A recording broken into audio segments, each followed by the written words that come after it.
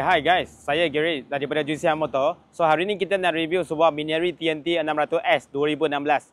So dengan harga jualan 14,800 sahaja.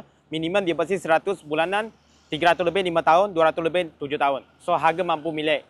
Korang dapat 600cc 4 silinder dengan harga 14,800 saja. Harga 250 tapi dapat 600cc 4 silinder. Alright, jom kita tengok. Frame chip dia dah datang, dia tambah frame chip yang tinggi lah. Alright, lepas tu ada motor ni dapat nombor special F4846. Nombor special, nombor pemahan. Nombor pun dekat 2000, nombor saja. LED sinar. Okey. Kemudian pakai USD fork lah.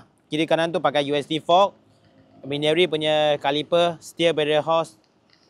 Ini slider untuk fender. Kemudian tayar depan pakai Corsa R26 tayar baru 120/70/17. Radiator guard ada. Radiator guard, spotlight, air horn. Okey. Body pan dah ada. Body pan ini tambah, dia dah tambah body pan.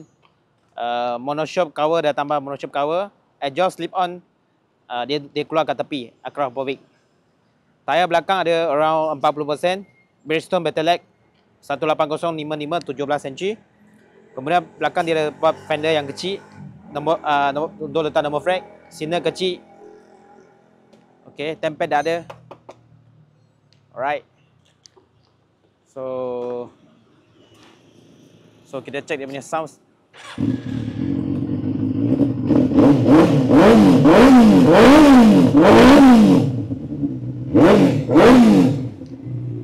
Alright, sound memang best lah sebab dia 4 silinder.